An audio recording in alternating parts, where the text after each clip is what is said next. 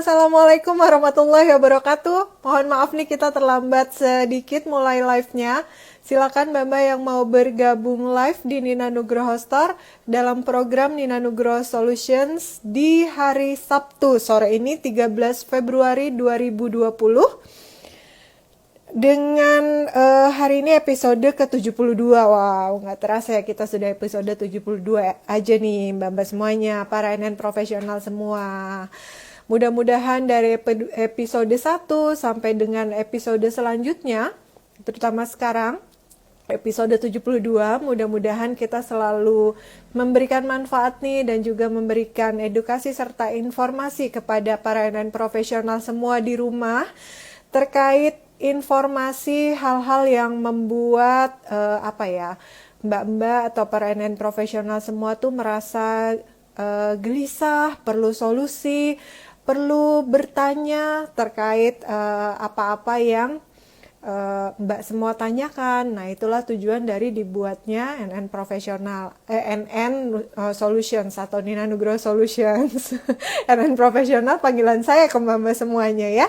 Baik, Mbak, sore hari ini kita akan ngobrol santai dengan narasumber kita yaitu Apoteker Dr. Andes Joharsyah. Beliau adalah seorang pemerhati vaksin, kemudian dosen Fakultas Farmasi Universitas Pancasila, dan beliau juga adalah mantan direksi dari Bio Farma di tahun 1988 sampai 2007. Wah, lama sekali ya beliau ya menjabat. Nah, kenapa kami mengundang Bapak Apoteker Dr. Andes Joharsyah? Karena kita sore hari ini mau ngobrolin tentang mengenal lebih dalam vaksin COVID-19. Jadi nanti kita nggak ngomongin secara medisnya ya Mbak ya, tapi seperti yang kita sama-sama ketahui, banyak sekali hoax yang beredar terkait proses pembuatan vaksin, kemudian juga proses penyuntikan vaksin kepada kita semua, dan sebenarnya bagaimana sih proses penyimpanan vaksin, hal-hal yang terkait langsung dengan vaksin, bukan hal-hal yang terkait dengan medisnya vaksin, karena secara medisnya sudah kita bahas waktu itu ya dengan Dr. Daeng di 2 episode yang lalu, bisa dicek di IGTV-nya Nina Nugroho Store. Oke, baik. Tadi saya sudah sampaikan siapa narasumber kita sore hari ini, yaitu Bapak Apoteker Dr. Andes Joharsyah. Beliau adalah seorang senior management trainer and consultant, kemudian dosen Fakultas Farmasi Universitas Pancasila, Direksi BUMN Bio Farma, kemudian manajer perusahaan farmasi nasional PT Faros Indonesia di beberapa bidang pemasaran, kemudian education-nya Bandung Institute of Technology, Bachelor of Pharmacy, kemudian Bandung Institute of Technology, Pharmacist. Wah, baiklah. Jangan lupa para NN profesional semua siapkan pertanyaan seputar tema. Temanya adalah tentang mengenal lebih dalam vaksin COVID-19, karena nanti para NN profesional yang beruntung akan kami undang live bersama nih dengan saya dan juga Bapak Joharsyah nanti. Dan juga tidak lupa NN profesional yang tidak diundang live, silakan nanti boleh bertanya seputar tema, karena nanti akan mendapatkan hadiah dari Nina Nugroho Store untuk pertanyaan yang terbaik ya NN profesional semua. Baik, wah sudah banyak yang bergabung. Mohon maaf tadi beberapa kali live untuk coba cek koneksi, karena memang harus dicek koneksinya. Ya, silakan apabila ada yang mau bertanya, silakan ketik di kolom komentar untuk selanjutnya kita sampaikan, saya bacakan kepada Bapak Apoteker Dr. Andes Joharsyah. Oke, kita coba undang ya nanti beliaunya bersama kita. Iya, belum bergabung beliaunya bersama kita. Sore hari ini saya mau menyampaikan nih pakai baju apa sih Nina Nugroho? Wah, saya maksudnya di sore hari ini. Saya sore hari ini pakai basic shirt dari Nina Nugroho Store. Ini basic shirt warnanya banyak banget waktu itu, tapi dalam waktu yang singkat langsung habis para NN profesional semua karena emang nyaman banget bahannya. Jadi dia mewah ya, NN profesional semua. Bahannya itu tuh seperti ada shiny-nya. Seratnya juga serat twill. Kemudian ini ada kerahnya kerah kemeja. Lalu mansetnya dong, double manset ya, nggak ketinggalan. Dan brosnya juga dari Nina Nugroho. Silakan cek-cek kebutuhan baju kerja profesional Anda ke Instagram Nina Nugroho Store. Bisa juga dilihat di websitenya. Yang nggak mau repot ngobrol sama admin, silakan silakan langsung pesan via website. Oke? Baik, kita coba lihat lagi. Apakah beliaunya sudah bergabung bersama kita?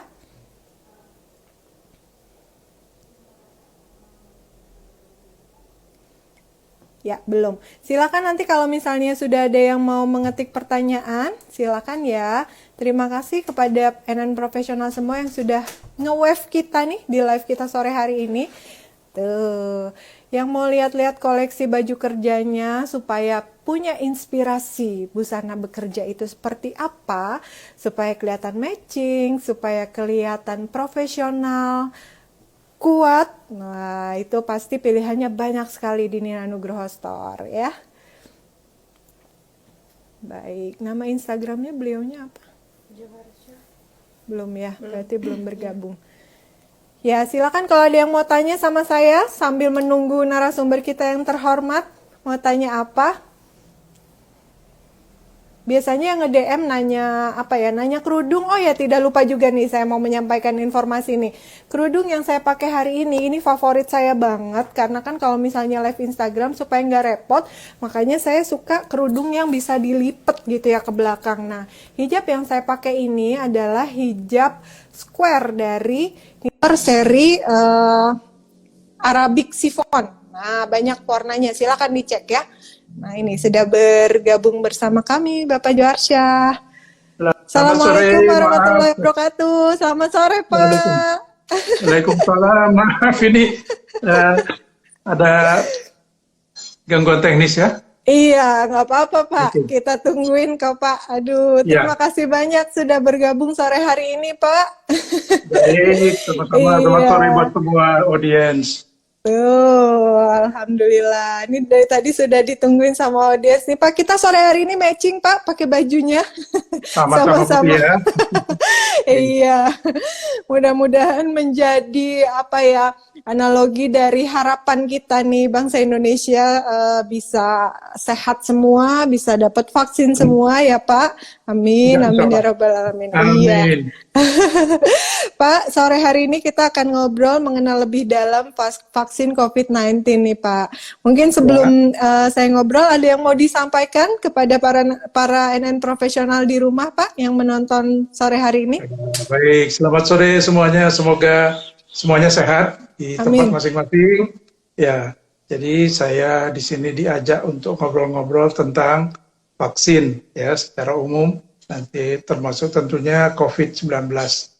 Ya, nah yang penting kalau kita bicara COVID ini itu levelnya sudah pandemi, itu adalah sebuah penyakit menular. Jadi urusannya nanti kita kepada penyakit menular semuanya. Ya. Nanti kita kalau mau ditanya kenapa urusannya hanya penyakit menular, kalau tidak menular gimana dan sebagainya. Ya. Kalau vaksin ini urusannya hanya untuk penyakit menular. Ya. Penyakit menular itu banyak macamnya. Nanti kalau ada yang ingin ditanyakan selain COVID juga silakan. Ya, siap Pak. Nah, pertanyaan pertama nih Pak, perbedaan yang penting sekali kira-kira antara vaksin dan obat itu apa Pak? Mungkin ada para mbak semuanya yang nanya di rumah. Ya, yang pertama obat itu diberikan untuk orang sakit supaya sembuh, ya, untuk menyembuhkan penyakit. Tetapi kalau vaksin itu diberikan kepada orang yang sehat supaya jangan sakit. Jangan sakit dalam arti tidak tertular oleh jenis penyakit menular tertentu. ya tertentu. Jadi kalau vaksin ini sifatnya sangat spesifik, dia hanya bisa mencegah, melindungi orang-orang dari penyakit tertentu saja. Jadi kalau misalnya vaksin polio hanya melindungi seseorang terhadap infeksi polio. Ya, Pak. Ya, kalau campak ya hanya terhadap campak gitu. Ya, Kalau itu perbedaan yang kedua adalah bahwa vaksin ini termasuk ke dalam kelompok produk biologi. Produk biologi artinya proses membuatnya itu diawali dengan sebuah proses biologi yang cukup panjang. Jadi misalnya mulai dari membibitkan virus atau membibitkan bakteri supaya jumlahnya menjadi banyak sekali berlipat ganda, itu yang nanti diproses menjadi vaksin. Nah, proses biologi ini biasanya lama. Ini yang membuat proses produksi vaksin itu bisa sampai 6 bulan, bahkan sampai 10 bulan baru selesai. Kalau kita bikin obat, misalnya bikin kapsul antibiotik, ampicillin misalnya, itu dikerjakan pagi, sorenya udah selesai. Ya, kalau vaksin itu bisa berbulan-bulan baru selesai. Gitu. Itu juga perbedaannya. Lalu kemudian pengawasannya untuk vaksin jauh lebih ketat. Jauh lebih ketat.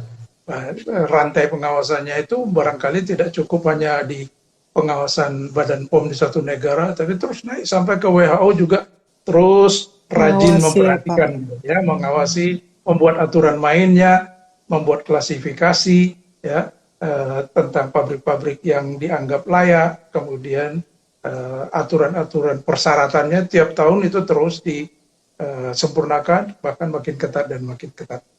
Ya, itu perbedaan yang dasar. Iya ya Pak. Berarti kalau misalnya obat-obatan untuk mengobati, vaksin untuk mencegah gitu ya Pak ya. Iya. Iya supaya ya, akibat dari cerita tadi bahwa sasarannya ini orang sehat, maka dalam penerapan imunisasi atau vaksinasi, pemberian vaksin kepada masyarakat itu tempatnya bukan di rumah sakit. Ya, jadi selama ini kalau anak-anak kita, ibu-ibu bawa anak-anaknya untuk vaksinasi rutin, apakah DPT, BCG, polio, itu tempatnya bukan di rumah sakit, tapi di puskesmas. Dalam keadaan normal, puskesmas itu ada lagi kepanjangannya posyandu, yang dibuat kali sebulan, ya. Di sana tempat orang-orang sehat, timbang badan, dicatat, imunisasinya dan sebagainya. Gitu. Jadi nggak ke rumah sakit. Iya Pak, baik.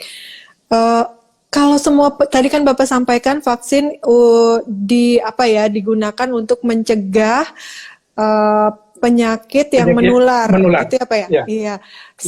Untuk sekarang ini semua penyakit menular sudah ada vaksin ya Pak? Sebagian besar.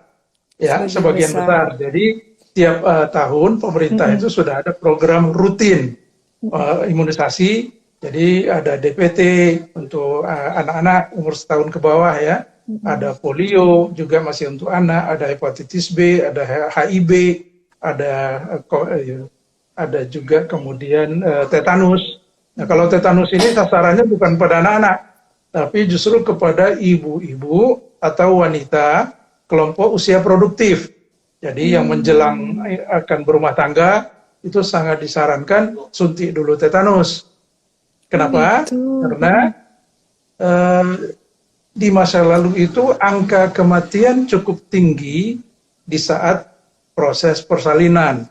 Kematiannya kepada bayi yang dilahirkan dan kepada ibu yang melahirkan. Jadi kematian sewaktu persalinan itu tingginya. Kenapa? Karena infeksi tetanus. Ya.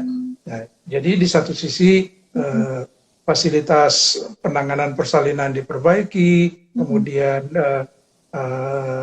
yang namanya bantuan tenaga-tenaga dulu, ya, ada paraji begitu, mereka dilatih oleh pemerintah supaya lebih mengerti cara-cara yang lebih steril dan sebagainya, ya.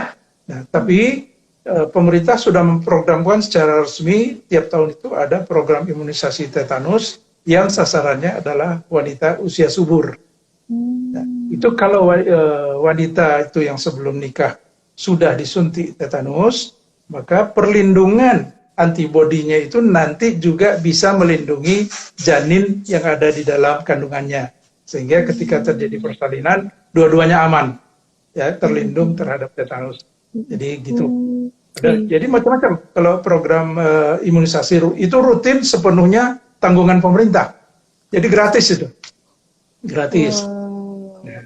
Cuma di sisi lain pemerintah menyiapkan juga sarana sedikit kalau ada ibu-ibu yang enggan, kalau ke puskesmas rame, ngantri lama, ingin langsung ke dokter aja. Nanti ada sebagian dokter yang membuka layanan imunisasi. Tentu vaksinnya gratis, layanannya tentu ada charge-nya sedikit, Pak. Ya. Iya. Dan profesional semua udah tahu belum kalau ternyata usia produktif tuh harus divaksin tetanus? Saya juga baru tahu, Pak. Oh, itu alhamdulillah kalau gitu ini. Jadi program itu resmi dari pemerintah sudah jalan belasan tahun dan biasanya Pak, Masya Allah. Itu pemerintah Depkes dalam hal ini sudah ada kerjasama dengan pihak KUA. Jadi sering kalau orang mendaftar nikah di KUA sudah ditanya, udah pernah vaksin belum tetanus? Belum, kalau belum nanti dia syaratkan dilaksanakan gitu ya. Iya Pak. Tadi saya sempat mikir korelasinya di mana ya tetanus? Oh iya ternyata persalinan ya, betul ya Pak. Kalau nggak pakai alat-alat yang steril, aduh itu bagaimana ya? Apalagi di pedesaan ya Pak, banyak yang masih pakai dukun, paraji gitu ya Pak. Iya baik. Jadi di samping vaksinasi, pemerintah juga memberi perhatian meningkatkan kemampuan para peraji ini ya sebagai mitra pemerintah gitu ya. Betul, iya. Baik Pak. Pak tadi juga Bapak menyampaikan kan kalau misalnya pembuatan penisilin gitu misalnya tadi kan bisa dibuat dalam waktu singkat ya, pagi dibuat sore jadi. Nah kalau misalnya tepatnya tadi yang saya sebut ampicillin. Oh ampicillin. Kalau penisilin itu inputnya kebanyakan itu di obat suntik. Kalau ampicillin itu masih turunan penisilin, tapi banyak dalam bentuk kapsul atau kaplet. Lebih mudah bikinnya. Oke, lebih mudah. Iya, ampicillin itu lebih cepat ya buatnya. Tapi kalau misalnya vaksin itu kan memerlukan waktu 6 sampai berbulan-bulan gitu. Kalau sudah rutin ya bikinnya, sudah rutin, sudah ketahuan teknologinya. Oke. Nah, ini Pak ada pertanyaan juga Pak, kok yang COVID-19 ini vaksinnya sudah bisa ditemukan dalam waktu yang lebih singkat? Mungkin Bapak ada penjelasan sedikit Pak yang bisa disampaikan nih Pak. Kenyataannya kalau ada suatu penyakit baru ataupun penyakit lama yang tadinya belum ada vaksinnya, itu dicari, diriset, diulik ke sana kemari, ya. Itu ada yang bisa agak cepat ketemunya, ada yang lama sekali sampai belasan tahun nggak ketemu-ketemu. Gimana cara membuat vaksinnya gitu ya. Jadi kalau di pertanyaan awal tadi, apakah semua penyakit menular itu sudah ada vaksinnya? Ya jawabnya belum semua, tapi sebagian besar sudah. Ada penyakit menular yang masih dicari-cari gitu. Ya misalnya penyakit menular AIDS, ya itu repot sekali mencari vaksinnya karena antara lain kendalanya adalah sifat virus yang suka lari-lari bermutasi gitu. Jadi kalau kita ibaratkan kita mau melawan musuh, si musuh ini wajahnya berubah-ubah, ya. Nah, berubah-ubah sehingga yang mau melawannya ini juga bingung. Lah ini saya sudah siapkan sesuatu untuk melawan si A, tapi datang lagi wajahnya beda. Jadi ragu-ragu nih. Nah, itu untuk AIDS itu lama sekali ditemukannya juga demam berdarah. Demam berdarah kan sudah lama sekali ya. Lama sekali menjadi masalah terutama di negara berkembang. Tapi mencari vaksinnya itu lama sekali ya karena tiap jenis virus itu perangainya beda-beda. Beda-beda. Ada yang rajin berubah-ubah, istilahnya mutasi. Ada yang tidak rajin bermutasi, sehingga itu lebih mudah dipegang, ya, disiapkan vaksinnya. Nah, kembali kalau COVID kok bisa cepat? COVID ini disebabkan oleh virus yang namanya SARS-CoV-2. Jadi artinya SARS itu adalah SARS, kepanjangannya adalah Severe Acute Respiratory Syndrome. Jadi suatu virus yang masuk dalam kelompok corona, dan beberapa tahun yang lalu itu sudah pernah ada virus yang mirip namanya SARS, ada MERS, ya, ada SARS, ya, ada SARS dan MERS. Kalau MERS itu Middle East Respiratory Syndrome. Itu munculnya mulai dari daerah Timur Tengah gitu ya. Nah, pada waktu itu sudah ada kekhawatiran bahwa infeksi tersebut dua-duanya akan menjadi pandemi, meluas. Sehingga para pakar dari segala penjuru itu sudah mulai mencari vaksinnya. Tapi alhamdulillah kedua penyakit ini kemudian karena satu dan lain hal menjadi reda, sehingga dasar-dasar mencari vaksin untuk kedua jenis penyakit itu disimpan dulu. Ya, ketika sekarang muncul corona dengan nama SARS-CoV-2, ya, itu dalam banyak hal sangat mirip dengan SARS dan MERS yang tadinya vaksinnya sudah mulai dicari. Jadi keilmuan dan informasi-informasi awalnya itu sangat berguna untuk langsung digunakan dalam mencari vaksin untuk COVID. Ya, betul. Oke, saya ingin ulangi apa hubungannya antara SARS-CoV-2 dan COVID. SARS-CoV-2 itu nama virusnya, lalu penyakit yang disebabkannya disepakati oleh dunia dinamakan COVID-19. Artinya coronavirus disease, ya. Kepanjangannya adalah coronavirus disease, lalu kode 19 itu menunjukkan bahwa dia ditemukan tahun 2019. Ya. Jadi nama penyakitnya COVID-19, nama virusnya SARS-CoV-2. Sekarang kita bicara COVID-19. Ya, jadi vaksin COVID ini ditemukannya tadi sudah dikatakan bisa lebih cepat karena sebagian ilmu awal itu sudah ada di kantong para peneliti, ya, para ilmiawan, sehingga mulai mencari vaksin COVID ini sudah bukan dari titik nol lagi. Itu satu. Lalu yang kedua, sekarang status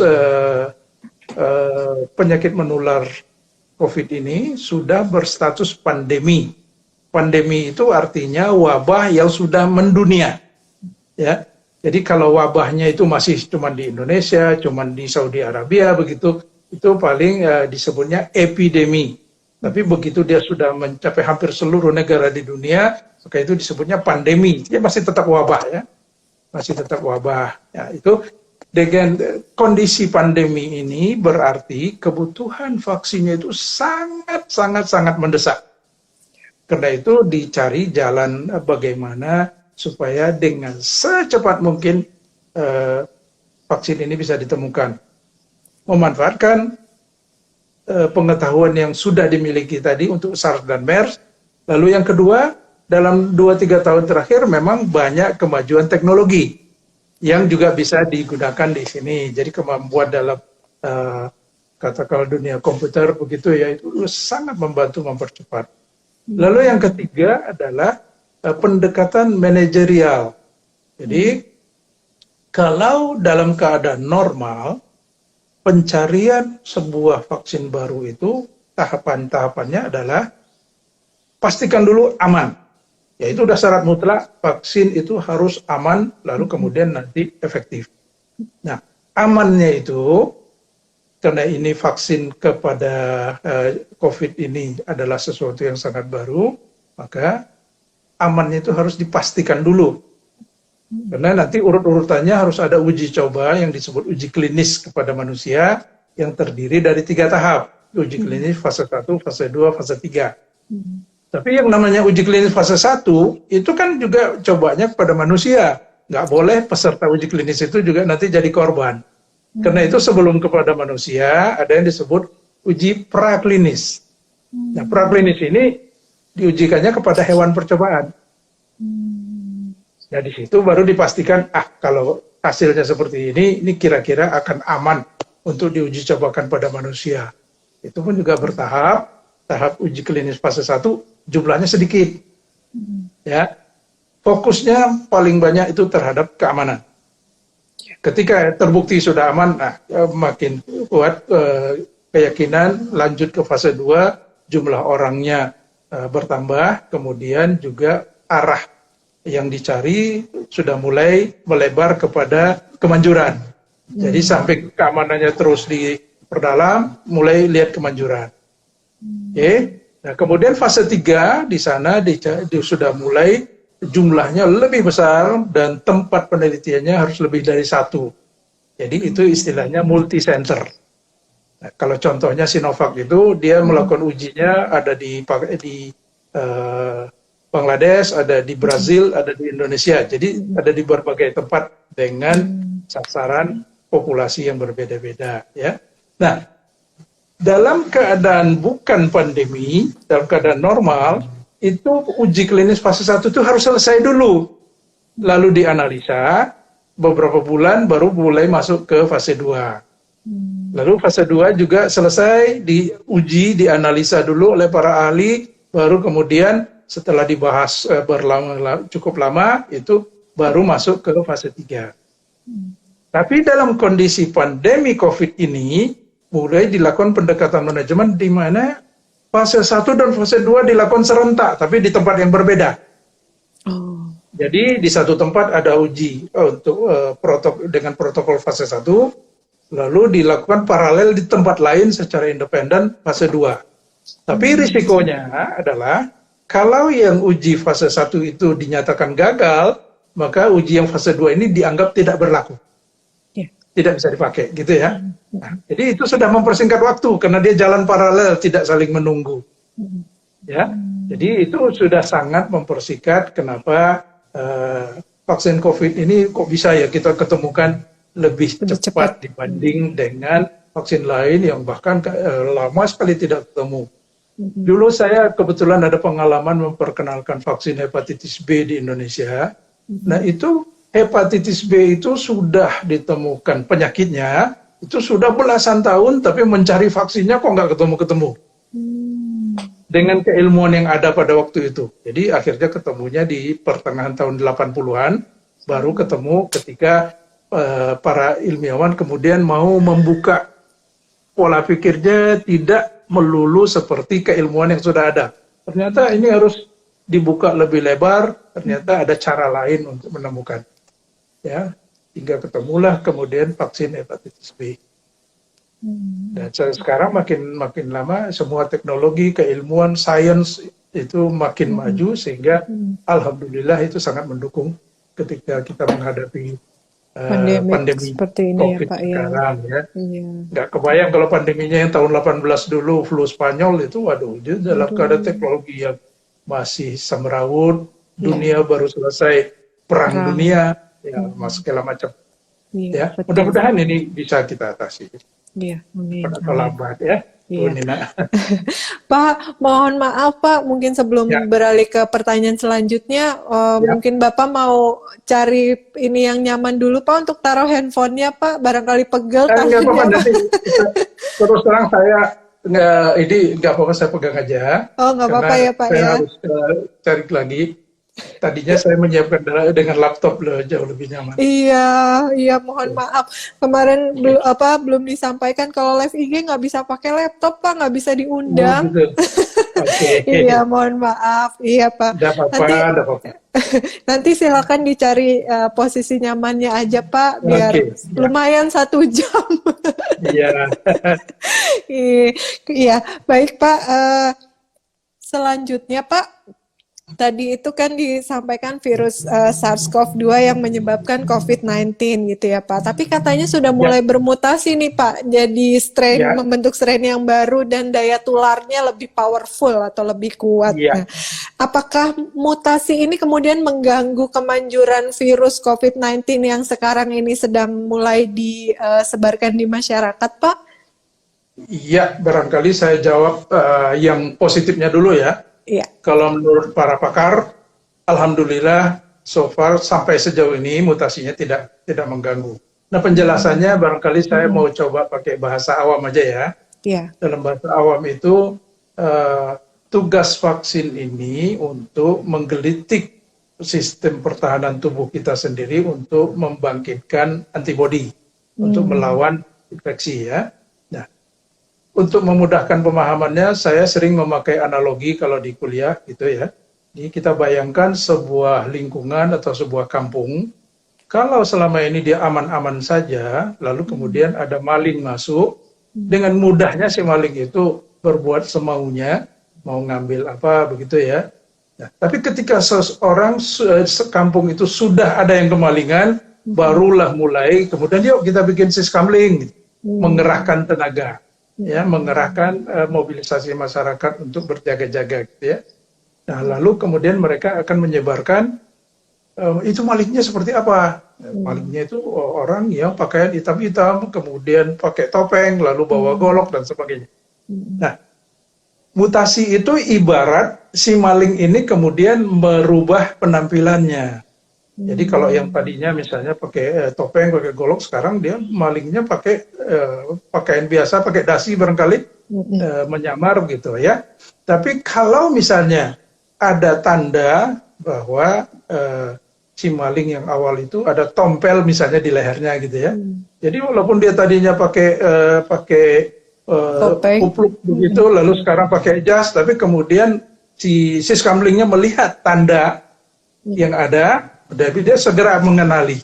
Nah, begitu kira-kira kalau dengan virus ini, walaupun bermutasi, tapi kemudian cara kerja si vaksin itu membentuk antibodi itu, sel-sel tubuhnya kalau masih mengenali yang masuk ini, ya, walaupun dia sudah bermutasi, toh masih dikenali, maka tetap akan terbentuk antibodi. Nah, selama ini sampai sekarang ya, mutasi yang sudah ada itu, ada yang disebut mutasi dari Afrika Selatan, ada yang dari Inggris gitu ya. Itu ada, saya melihat tulisan-tulisan dari ilmiawan bahwa sejauh ini mutasi itu tidak mengganggu kerja vaksin. Tapi mereka bilang memang benar daya tularnya lebih besar, tapi tingkat pengenalan oleh antibodi terhadap virus itu tidak terganggu. Ya, jadi kerja vaksin so far tidak terganggu. Mudah-mudahan jangan ada mutasi lain lagi lah yang kemudian bisa mengganggu. Sementara ini tidak mengganggu. Tidak mengganggu, iya. Iya, baik. Iya. Kemudian Pak, mungkin pertanyaan satu lagi dari saya sebelum menjawab pertanyaan dari NN Profesional, Pak. Nih viewer sudah banyak banget bertanya. Iya. Berapa lama daya lindung hasil vaksinasi COVID-19 sesudah lengkap 2 kali vaksin nih Pak? Itu semuanya 2 kali vaksin atau berbeda-beda tergantung mereknya ya Pak ya? Sejauh ini sudah ada beberapa merek yang sudah beredar di berbagai negara dunia, dan sekali lagi karena ini adalah barang baru, masih banyak yang antri melakukan penelitian, calon-calon yang akan lulus juga udah banyak. Ya, tapi sementara ini yang sudah beredar itu rata-rata penyuntikannya 2 kali. Nah, ada satu jenis vaksin yang mengatakan hasil penelitiannya itu bisa untuk digunakan hanya 1 kali saja. Dan itu perusahaan itu sekarang sudah mengajukan perizinan di Badan Perizinan Amerika, sedang menunggu, belum keluar hasilnya. Kalau disetujui, maka itu akan menjadi vaksin pertama yang hanya 1 kali, ya. Jadi sampai menit ini semua yang sudah beredar itu 2 kali. Cuman perbedaannya adalah ada yang selang waktunya 2 minggu, ada yang 3 minggu, ada yang 4 minggu, ya. Itu selang waktunya, ya. Nah, itu kalau kemudian ditanya lagi ke depannya, penelitian yang sedang antri ini ya di belakang ini cukup banyak, bahkan ada yang tidak usah pakai suntikan. Jadi ada yang sedang meneliti nanti vaksinnya itu pakai semprotkan di hidung gitu. Nah, tapi tahapnya baru tahap uji klinis fase 1 atau fase 2, mungkin agak lebih lama. Ya. Agak lebih lama. Jadi sementara ini kita masih melihat penyakit COVID ini sebagai sesuatu yang sangat baru. Karena itu pertanyaan tadi berapa lama daya lindungnya itu masih kita butuh waktu untuk menjawab, ya, butuh waktu untuk menjawab. Kalau kita coba mencari analogi kepada infeksi virus yang sebelumnya, itu bisa jadi akan cukup lama. Tapi kan belum bisa dijawab karena orang-orang yang sudah menjalani vaksinasi di seluruh dunia itu kan baru mulainya ada yang Januari, ada yang Februari gitu ya. Jadi belum cukup lama untuk mengatakan, oh ya ini nanti 6 bulan, oh ya ini untuk 7 bulan atau setahun. Ya. Kalau saya memberi contoh misalnya kepada imunisasi vaksin hepatitis B. Itu bisa kalau sudah cukup selesai, dosisnya itu 3 kali, itu diperkirakan bisa sampai 5 tahun. Ya, bisa sampai 5 tahun. Nah, makanya kalau untuk COVID ini belum ada yang bisa menjawab pasti, tapi mudah-mudahan bisa panjang, karena ada teori yang mengatakan kalau orang yang sudah punya antibodi, lalu di sekitarnya ada orang-orang yang membawa penularan, maka paparan dari orang ini kepada orang yang sudah punya antibodi itu bahkan akan menjadi penggelitik sehingga antibodinya tambah naik. Ada teori seperti itu. Nah, mudah-mudahan COVID ini bisa seperti itu. Tapi belum bisa dipastikan sekarang apa betul begitu. Kalau itu yang terjadi, maka dia akan panjang daya lindungnya. Ya. Ya. Baik Pak. Kemudian mau izin menyampaikan pertanyaan Pak dari para viewers Pak. Oke, silakan. Iya. Baik. Pertanyaan pertama, ya dari Silvia. Untuk vaksin yang seharusnya diberikan 2 dosis, apa akibatnya apabila dosis kedua tidak diberikan, katanya Pak? Bagaimana pula efeknya jika dosis yang diberikan berlebihan? Gimana kalau kurang, gimana kalau berlebihan? Ini kalau nawar ya Pak, kayak ibu-ibu. Saya minta maaf dulu kalau jawaban pertanyaan ini mungkin akan ada jawaban yang berbeda ya. Jadi ada yang mengatakan kalau vaksinnya baru 1 kali disuntikan itu belum membentuk antibodi. Tapi kalau ada saya dari pengalaman dari vaksin-vaksin lain yang penyuntikannya itu harus beberapa kali, biasanya penyuntikan pertama itu sudah ada antibodi tapi sedikit. Jadi kalau untuk bisa memberikan daya lindung yang cukup, itu ada kadar antibodi tertentu yang perlu dicapai.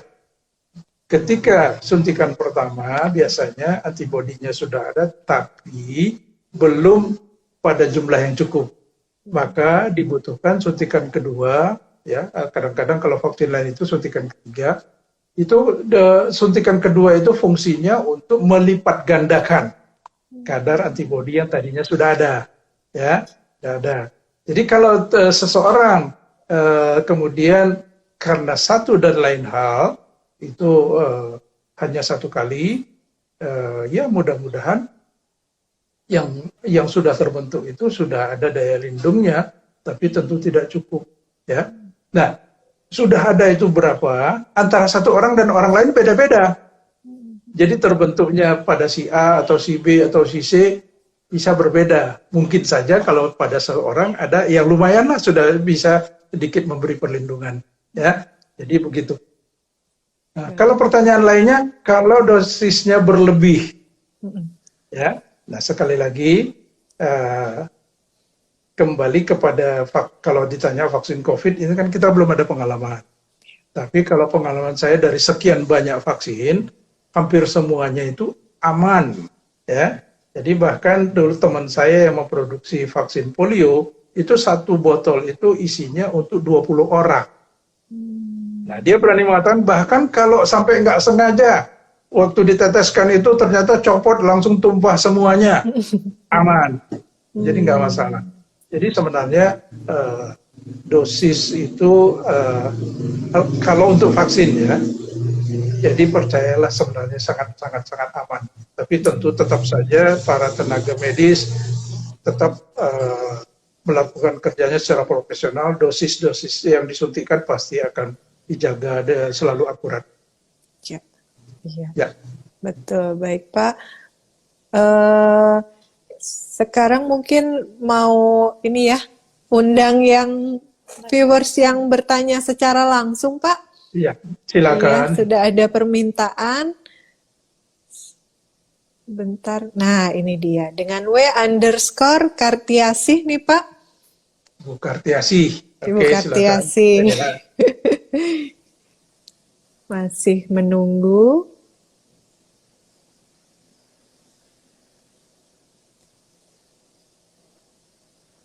Dari Silvia, terima kasih jawabannya, dokter di sini. Baik Pak. Ya, Wed_Kartiasi masih belum terhubung, Pak. Kita Ya, lanjut ke pertanyaan selanjutnya, Pak. ya. Iya. Pak, kira-kira apakah dunia mampu ya Pak memproduksi vaksin dengan waktu cepat karena kebutuhannya sangat banyak sekali katanya ini Pak. Kita berharap setelah adanya vaksin bisa menjadi jawaban untuk berakhirnya pandemik. Silakan Pak. Betul, ya. Bisa akan membantu menjadi jawaban. Jadi bukan satu-satunya jawaban, ya. Nah, eh, kalau penyakit COVID ini sudah menjadi pandemi, artinya sudah seluruh dunia kena. Lalu kemudian tujuan herd immunity, kalau sudah 70% minimal penduduk sudah divaksin. Kira-kira penduduk dunia sekarang 7 miliar. Kalau 70% itu ya sudah kira-kira 5 miliar. 5 miliar itu akan membutuhkan 10 miliar dosis yang terpakai. Berarti yang tersedia paling tidak harus 12 miliar dosis. Sementara vaksin ini kan baru ketemunya, baru ada beberapa pabrik yang siap memproduksi, ya. Jadi untuk memenuhi angka itu jelas akan membutuhkan waktu yang relatif panjang. Jadi semua harus bersabar, semua juga akan ada pentahapan prioritas-prioritas dimulai dengan kelompok-kelompok yang dianggap risiko paling tinggi, ya, risiko paling tinggi dan bagaimana menyusun prioritas ini sehingga daya ungkit atau dampak terhadap kelompok atau komunitas secara keseluruhan itu yang paling maksimal. Bisa saja prioritas ini berbeda dari satu negara ke negara lain. Ya, ibu-ibu barangkali melihat di berita-berita kalau di Indonesia prioritas awalnya adalah untuk para dokter-dokter yang melayani langsung pasien-pasien COVID dan bersama tenaga kesehatan lainnya, ya. Tapi kalau misalnya dilihat di Inggris itu yang menerima suntikan pertama adalah orang yang usianya di atas 80 malah. Jadi kelompok lansia di sana yang diutamakan. Jadi semua berbeda-beda karena vaksinnya berbeda. Latar belakang vaksin itu sudah melakukan uji klinis untuk lansia. Kalau di Indonesia pada awalnya yang digunakan adalah vaksin Sinovac yang pada awalnya belum selesai melakukan uji untuk lansia. Uji klinis yang di Indonesia didesain atau dirancang untuk usia 19 sampai 59, ya. Nah, itu kenapa? Karena di Indonesia tentu ingin segera dapat vaksinnya tanpa kemudian terganggu. Ini dugaan saya, ya. Para pelaksana uji klinis di Bandung itu kalau mengikut sertakan lansia kan nanti akan banyak kendalanya. Misalnya waktu disuntik pertama datang, lalu suntikan berikutnya atau untuk kontrol nanti ada kendala ini, kendala itu, ya. Jadi untuk kelancaran dengan alasan-alasan lainnya juga yang harus bisa dimengerti itu ditetapkan usia sebegitu. Tapi kalau di Brazil, di Turki, begitu, ada sebagian yang mengikut sertakan lansia. Nah, belakangan Sinovac ini kemudian melaporkan hasilnya. Ternyata hasilnya bagus dan itu bisa diterima oleh Balai POM Indonesia juga, Badan POM. Sehingga 5 Februari kemarin keluarlah izin penggunaan darurat yang diperluas untuk lansia juga, gitu, ya. Jadi pemerintah dengan segera cepat tanggap, lalu kelompok lansia ini juga masuk dalam prioritas, ya, prioritas yang diperhatikan untuk imunisasi. Diberikan. Jadi begitu. Lansianya lansia masyarakat umum atau nakes yang sudah masuk usia lansia dulu ya, Pak, ya? Sebenarnya kalau yang sudah diputuskan oleh pemerintah pada SK di awal Januari itu adalah lansia secara umum. Cuman teknis pelaksanaannya barangkali siapa yang segera bisa direkrut, dimobilisir, itu bisa. Ya. Seperti ketika hari Senin yang izin lansia itu dari Badan POM itu keluar Jumat, Senin pemerintah langsung mengadakan vaksinasi massal di Istora. Kalau saya lihat itu adalah perluasan dari prioritas pertama tenaga Yankes yang tadinya tidak melewati usia 60, sekarang sudah yang usia 60. Jadi itu kalau saya lihat itu masih termasuk prioritas pertama. Tapi 2 hari kemudian ada lansia, walaupun itu diundang dari kelompok-kelompok tenaga profesi kesehatan, tapi tidak lagi membatasi yang praktek atau pelayanan. Sehingga kelihatannya ini sudah mengawali tahap 2B, prioritas 2B, ya kelompok lansia.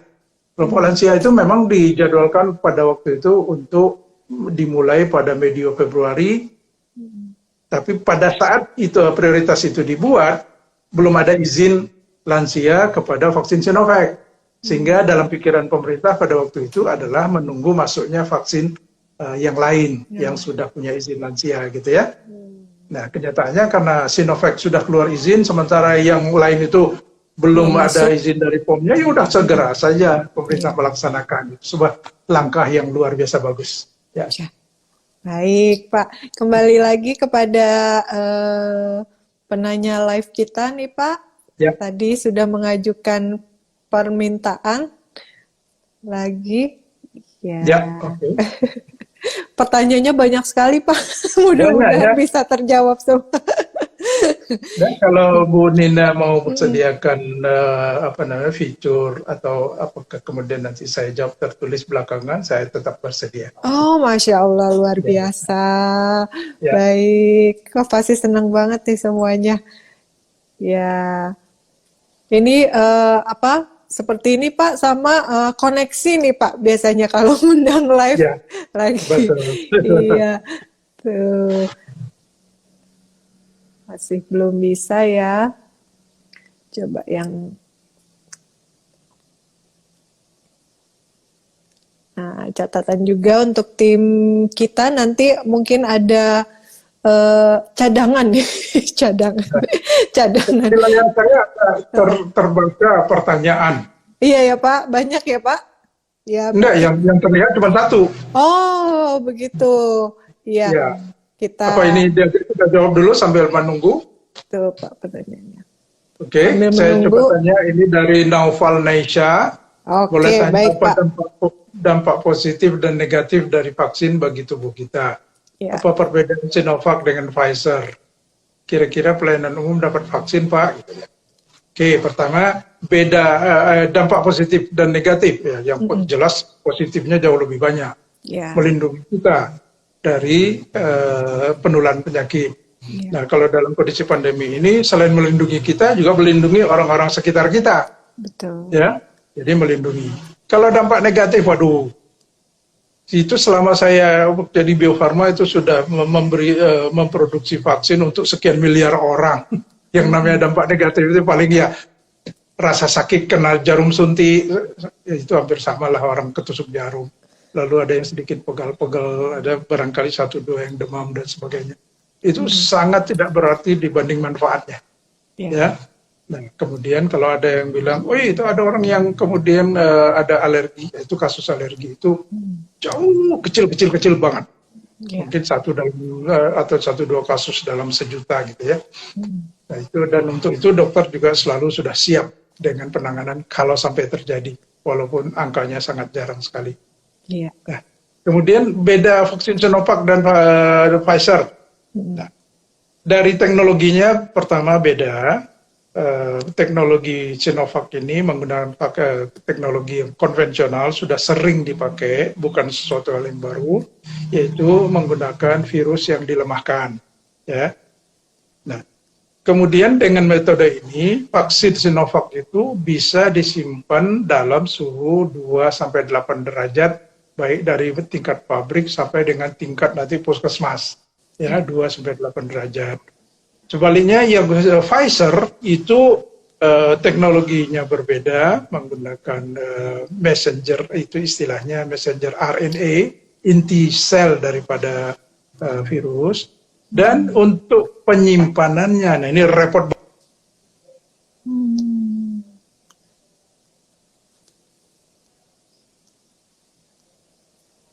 Penyimpanannya itu membutuhkan alat yang bisa menjaga suhu minus 70 derajat Celcius. Aduh ampun deh, alatnya seperti apa dan mahalnya seperti apa dan repotnya seperti apa. Nanti kalau kita harus ngirim vaksin seperti ini sampai ke pelosok-pelosok.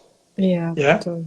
Jadi barangkali vaksin ini dugaan saya mungkin hanya cocok nanti untuk di kota-kota besar saja, ya, yang fasilitas listrik, pendingin dan sebagainya itu harus diadakan secara khusus. Tapi tetap akan ada gunanya sebagai pelengkap, karena satu merek saja untuk Indonesia ini nggak akan cukup. Iya. Gitu kira-kira. Iya, baik.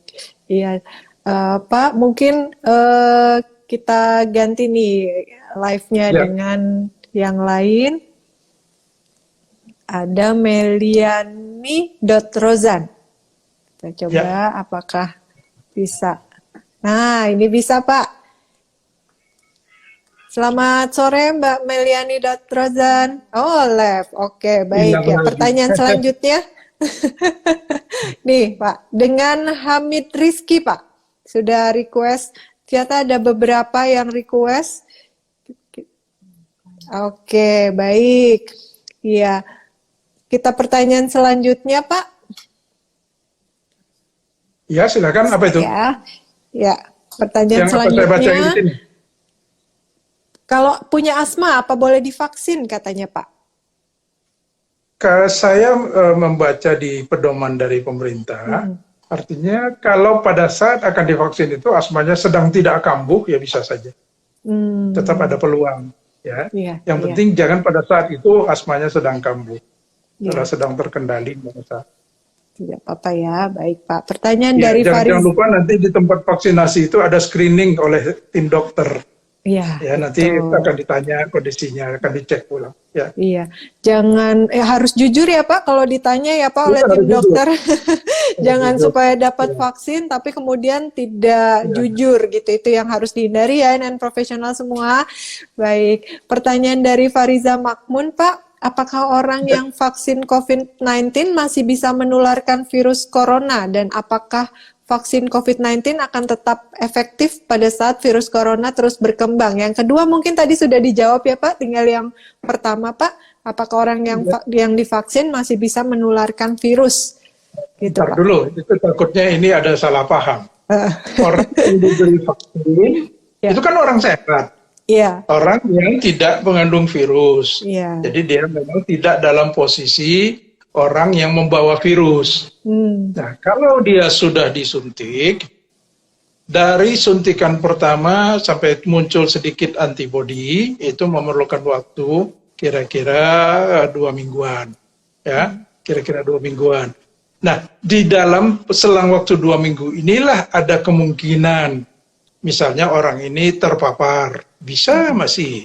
Ya, masih bisa terpapar, sementara di dalam tubuhnya antibodi belum terbentuk. Nah, untuk itu pertanyaan tadi bisa saja terjadi. Orang ini terpapar, ya kalau orang terpapar bisa menjadi sumber penularan, gitu ya. Ini juga sekaligus menjawab pertanyaan, kenapa orang sudah divaksin kok kemarin ternyata positif? Itu penjelasannya, gitu ya. Jadi kalau kemudian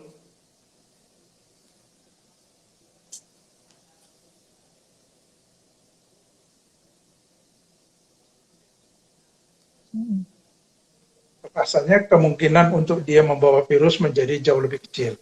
Apalagi kalau dia sudah disuntik 2 kali. Ya. Jadi mungkin saja dia terpapar sedikit virus, tapi virus itu sudah nggak bisa bikin apa-apa lagi karena orang ini sudah kebal. Ya. Tapi kembali, jangan lupa walaupun sudah mendapat vaksinasi 1 kali ataupun 2 kali, tetap 3M-nya harus jalan. Boleh prokes ya, boleh melindungi orang, melindungi diri kita sendiri. Karena di saat kita katakanlah merasa nyaman, lalu 2 kali suntik, kemudian lepas masker, bisa saja ada yang mampir virusnya. Virusnya tidak merugikan kita, tapi kemudian kita bawa-bawa. Gitu. Iya, Pak. Mungkin juga saya tambahkan kan. Tadi pertanyaannya untuk diri sendiri mungkin tidak apa-apa. Kalau misalnya kitanya jadi carrier untuk orang lain mungkin nggak Pak ya?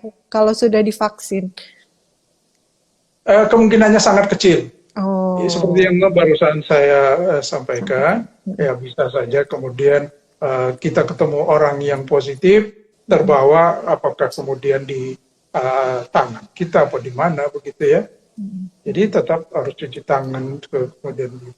Kalau merasa sudah suntik 2 kali lalu merasa bebas salaman sama semua orang, ya bisa saja di tangan kita kemudian membawa-bawa. Gitu ya, tanpa kita sendiri sakit. Ya pengertian carrier-nya seperti itu, hanya sebagai media. Ya. Iya. Beda kalau pengertian carrier pada misalnya hepatitis B. Kalau hepatitis B itu ada orang yang terpapar virus hepatitis B, dia menyimpan virus itu selama bertahun-tahun, tapi dia sendiri tetap sehat. Nah, dia bisa menularkan ke orang lain. Nah, orang lain yang menerima penularan itu belum tentu tetap sehat, gitu loh. Kondisinya bisa berbeda.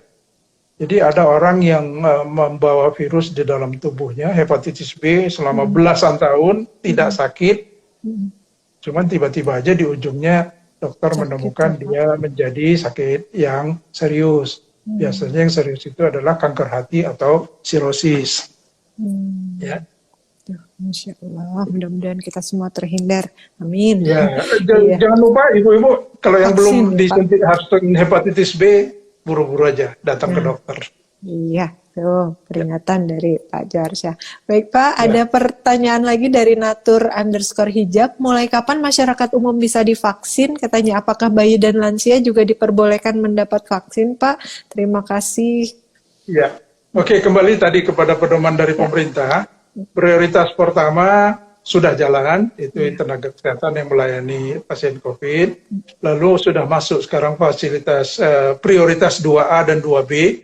Prioritas 2A itu adalah semua petugas-petugas yang bekerja di bidang pelayanan. Jadi yang langsung ke masyarakat, TNI, Polri, kemudian orang-orang yang di fasilitas-fasilitas umum, transportasi dan sebagainya ya. Lalu ada prioritas 2B, itu kelompok lansia. Nah itu jadwalnya itu kayaknya sudah mulai jalan sekarang.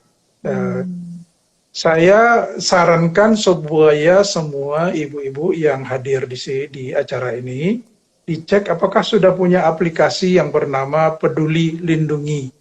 Peduli Lindungi. Supaya ini diinstal di gadgetnya masing-masing. Itu adalah aplikasi resmi dari pemerintah, dari tim COVID ya. Di situ nanti kita bisa tahu kalau kita sedang jalan, lalu kita sedang berada di suatu tempat, lalu buka aplikasi itu, langsung akan ketahuan nih, awas, hati-hati, di sini daerah merah. Ya, di tempat tinggal kita juga akan kelihatan. Kalau kita di rumah buka, oh ya, kalau Anda di kelurahan ini, sekarang statusnya adalah merah atau biru. Mau ngecek di sekitar tempat ini, di kelurahan ini ada berapa korbannya, berapa yang terpapar, berapa yang sudah sembuh dan sebagainya, semua ada di situ. Nah, terkait dengan vaksinasi ini, tim COVID ini rupanya menjalin kerjasama dengan Dukcapil, sehingga akan menggunakan data-data iKTP. Jadi nanti kalau sudah menginstal aplikasi itu, tinggal memasukkan nomor NIK kita, nomor NIK-nya. Jadi kalau di KTP itu ada nomor KTP, ada nomor NIK. Nah, NIK-nya kita masukkan, lalu nanti akan terlihat, oh Anda nanti jadwalnya sekian, tanggal sekian. Atau jawabannya adalah, oh ini belum siap jadwalnya untuk Anda. Nah, lalu kemudian katanya, kalau yang sudah dapat jadwal itu, akan dilapis lagi, dihubungi per SMS. Ya, sebab ini juga tim COVID nasional ini kerjasama dengan seluruh provider komunikasi. Ya, jadi semua cara kelihatannya ditempuh oleh pemerintah untuk secepatnya mengejar jumlah vaksinasi yang setinggi mungkin. Ya. Jadi sabar Bu, semua akan kebagian. Yang nanti tidak kebagian ya seperti itu tadi. Kalau ketika di screen ternyata sebaiknya jangan dulu, ya mungkin ditunda seminggu atau mungkin 2. Ya. Tapi ada juga yang memang sama sekali tidak boleh. Itu udah ada pedomannya di pemerintah siapa yang tidak boleh.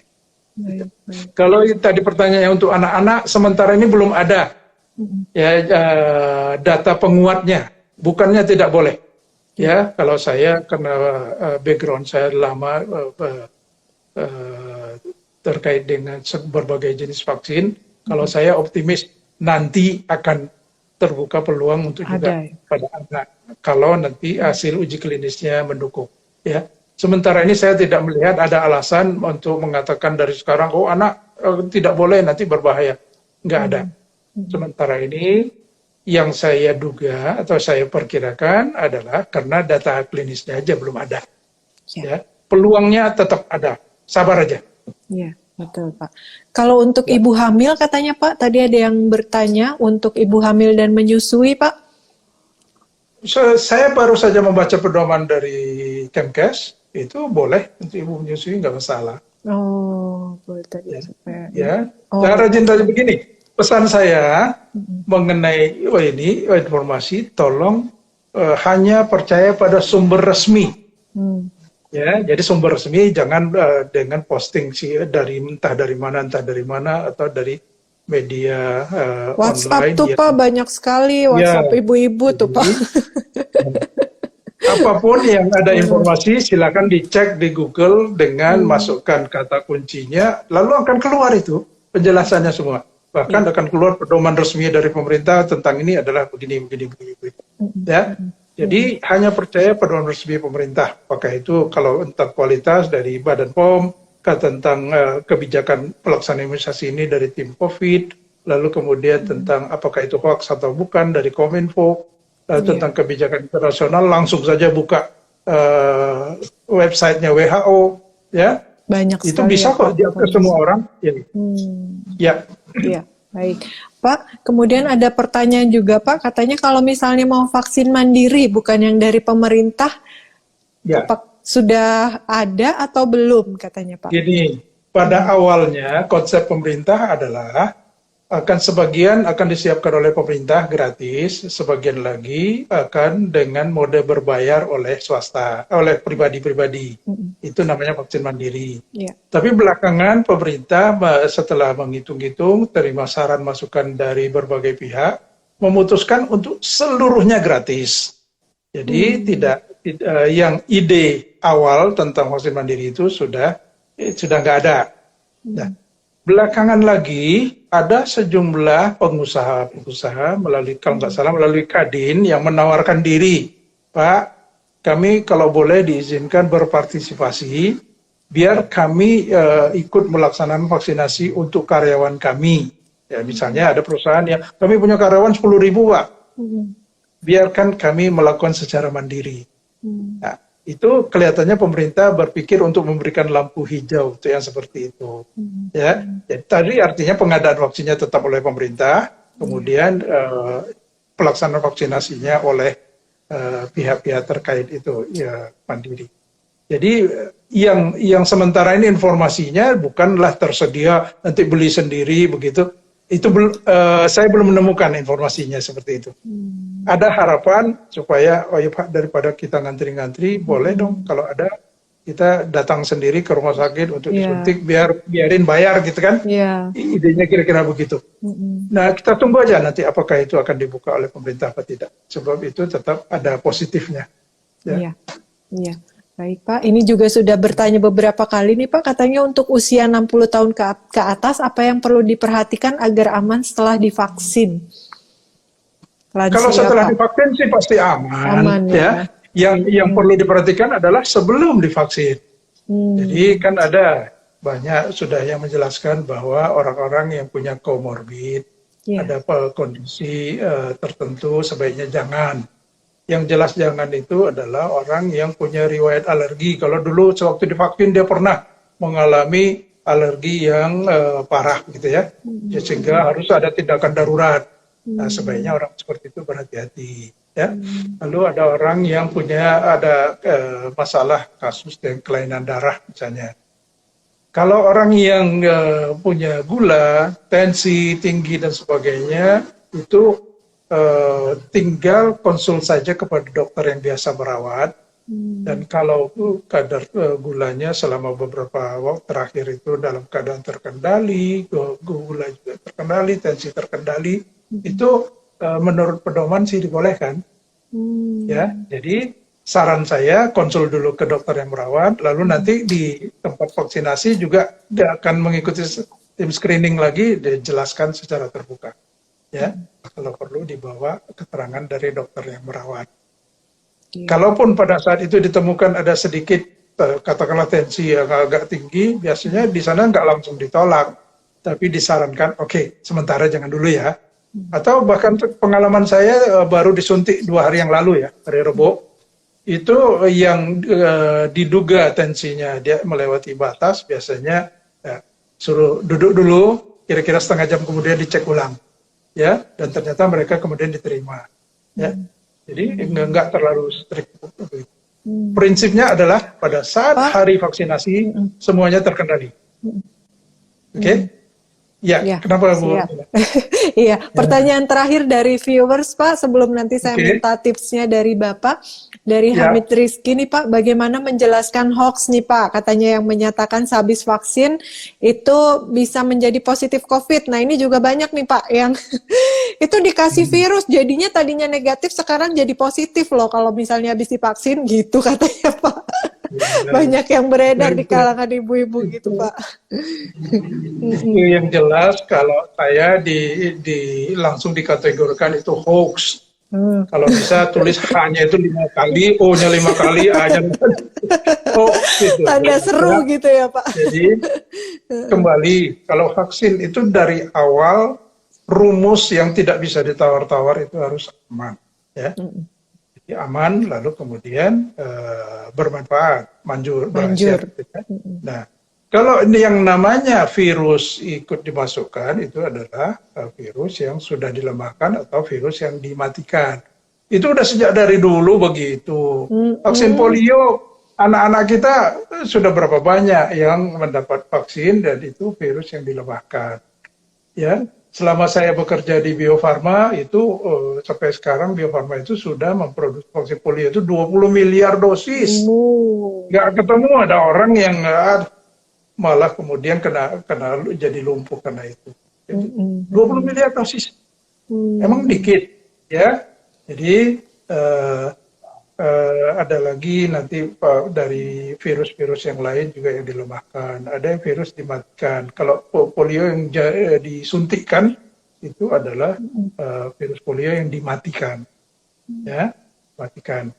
Jadi sampai sekarang. Artinya virus yang dilemahkan itu bukan sesuatu yang baru ngarang sekarang gitu. Dari zaman COVID itu udah belasan tahun, bahkan sejak saya masih belum sarjana, masih kuliah itu sudah ada. Iya ya Pak, udah 2021 ya Allah. Iya, mana aja selama ini Bu. Iya tuh Pak, tadi ada yang mengamini, iya Mbak Nina rame banget katanya di grup, di WA grup. Ya sudah ada jawabannya nih dari Bapak. Iya, silakan. Jadi orang-orang seumur kita, audiens ibu-ibu ini pasti sudah mengalami menerima segala jenis vaksin yang program pemerintah, ya kan? Apalagi kemudian yang senang traveling, yang pergi umroh, pergi haji, itu kan disuntik dulu meningitis, ya. Atau kemudian ada yang harus bepergian ke negara Afrika, disuntik lagi yellow fever vaksin. Kan biasa-biasa aja kok, nggak ada aneh. Kemudian sejak tahun 80-an, sejak ada hepatitis B itu banyak juga yang sudah mengambil hepatitis B 3 kali suntikan. Biasa aja, ya. Kalau hepatitis B kebetulan bukan virus utuhnya, itu ada beda lagi ceritanya, ya. Tapi itu jauh lebih aman karena tidak memasukkan virus utuh, hanya serpihannya saja.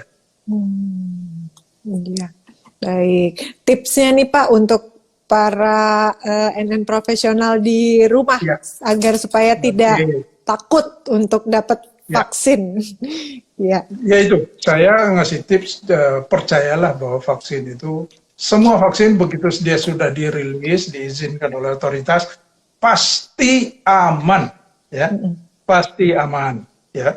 Jadi vaksin ini karena urusannya penyakit menular, biasanya pengawasannya tidak terhenti sampai di otoritas satu negara, tapi naik sampai ke Badan Dunia WHO ikut ngawasin, ya, karena ini urusan penyakit menular. Kalau penyakit itu menular, dia nggak peduli batas-batas negara.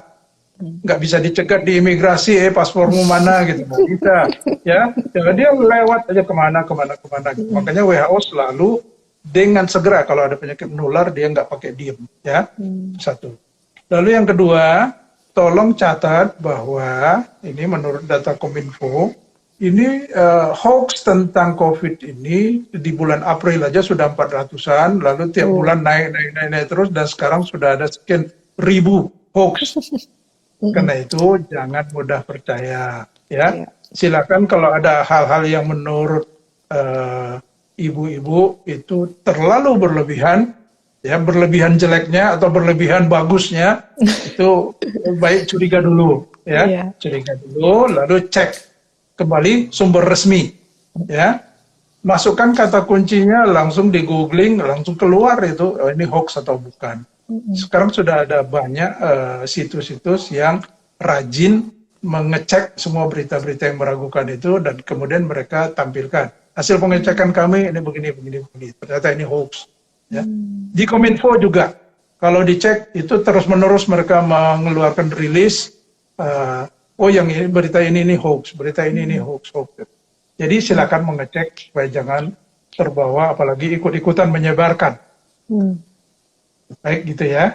Yeah. Mudah-mudahan kita sehat semua dengan segera kebagian vaksinasi.